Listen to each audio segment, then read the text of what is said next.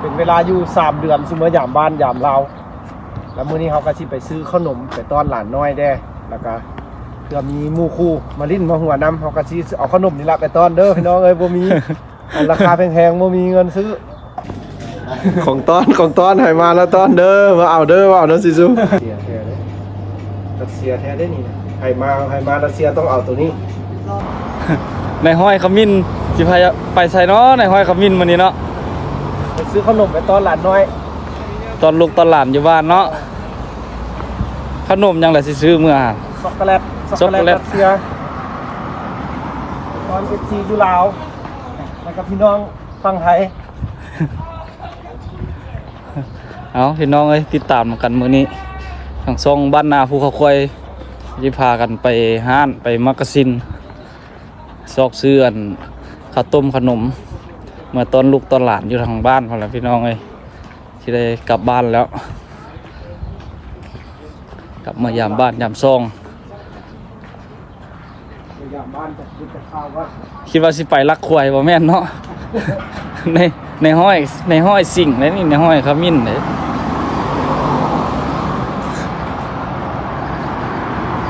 ยังไก่บ่นี่สิฮอดนี่ ก็ไกลไปได้มาลักปลายห้านช็อกโกแลตนะห้านช็อกโกแลตอยู่ประมาณลักปลาย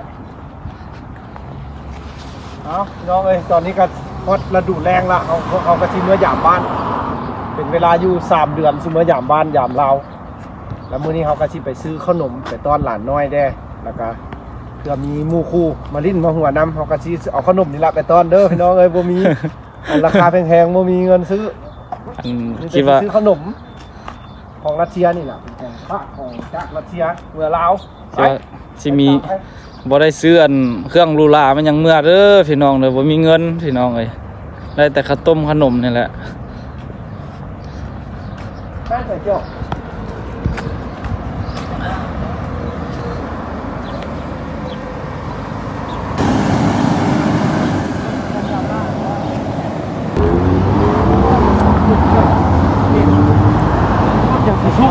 ปอพี่น้องเอ้ยงามขนาดเลย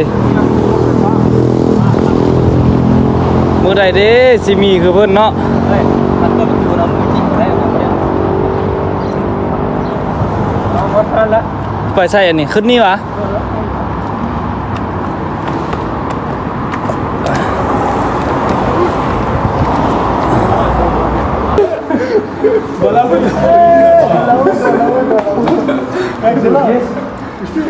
มาเจอหมู่เพิ่น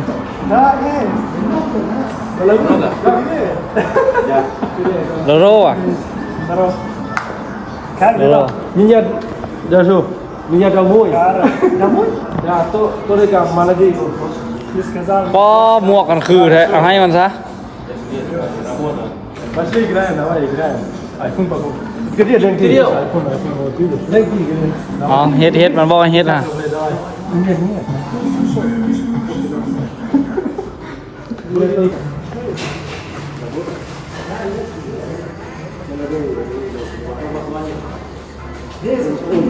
Есть, да? Я под завтра, я дай не верю, тебе я не планирую. Да, я был. Пойдем.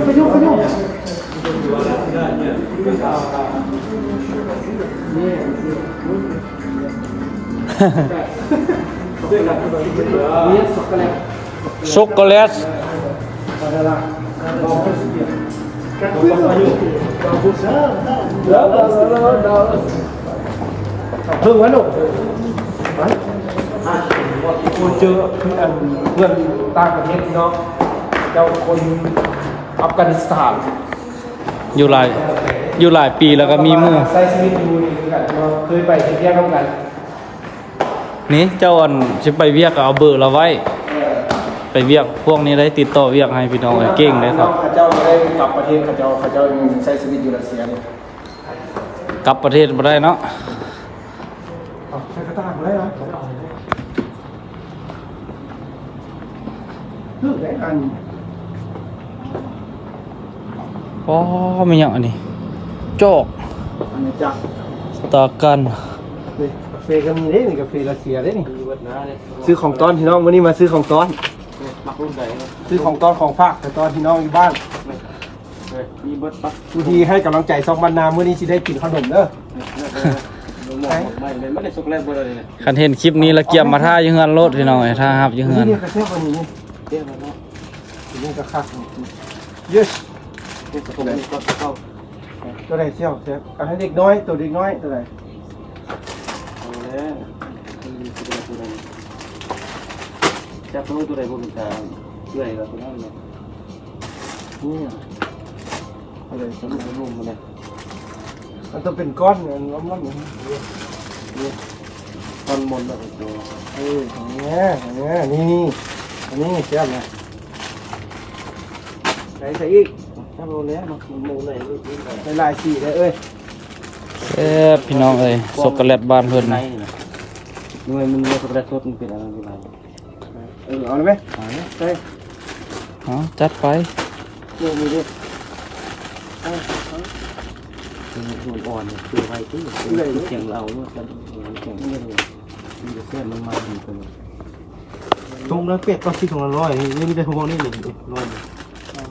ที่50รูปนึง มันหลายพูดแล้วก็ของวดนี่นี่ โอ้ยกวดขนมบ้าวะยี่มันดำเอาวะนี่นะ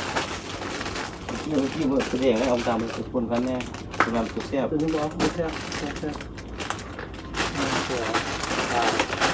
สี่ห้า นี่เป็นก็เป็นชิ้นนี่นะ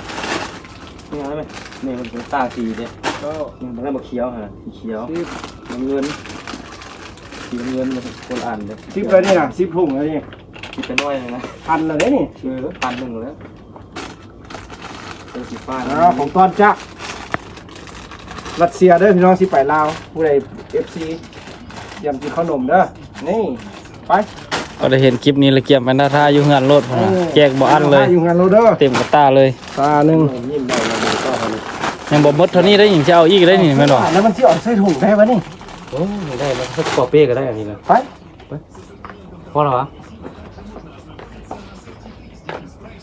เอาอันนี้ดีมึงตัว อันนี้บ่ได้เอามือเทนี่ ของตัวเองอันนี้ไปอีก นี่สิสุกก็ซื้อพี่น้องเห็นเฮาซื้อเพิ่นก็ซื้อนำ สู้นำ มันก็สิไปต้อนพี่น้องอยู่บ้าน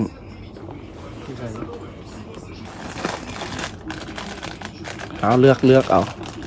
มีแต่ของแซ่บของรัสเซียแท้ได้อันนี้นะพี่น้องเอ้ย มันแตกตบเข้ามา แตกตุบย่ำแตกตุบ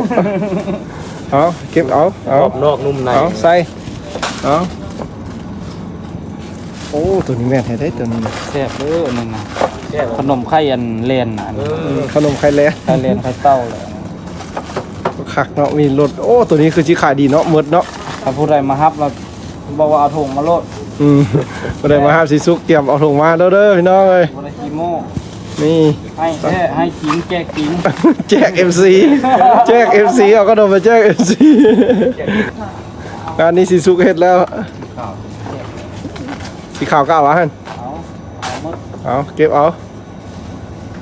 รู้ว่าเสียงแต่คงต้องขอลอง โอ้ผมสิบ่เป็นเขี้ยวแมงวะจินแต่อันช็อกโกแลตนี่ เสียบเราข้าวให้ใน โอ้หล่นมะพร้าวได้นี่นะ ยายาโฟละลายเยอะ เอาลายเต็มกระเป๋าได้ แม่นมันเอามือบ่ได้นี่นะ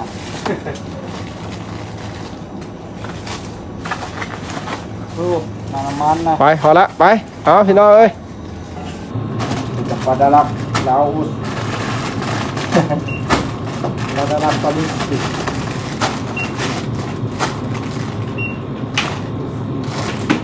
ปลาเก็ตตัวนะไป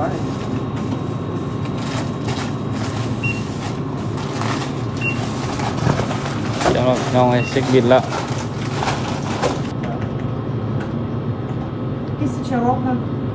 This is a lot, да? Да. Вам спасибо. เท่าไหร่ฮะ พันหนึ่งไป พอดี 1,000 เลยก็เลขกลมๆงามๆเนาะภาษาเนี่ย รัสเซียแท้เลยรัสเซียแท้ได้นี่นะใครมารัสเซียต้องเอาตัวนี้ Золотой, да. เตากา พอที่สี่แก้วเนาะ อืม เอาสิบกวนเอาวะ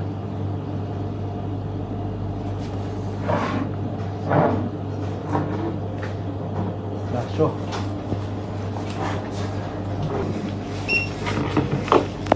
1868. ล้านฝ่ายล้านฝ่าย1,000 เนี่ย С мелочью будет у вас 18 рублей? เย็ดเย็ด Есть?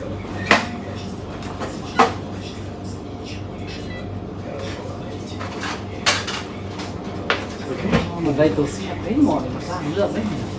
ใช่ไหมเอาอันนี้เลยเนาะนี่นะใส่ผงเชียว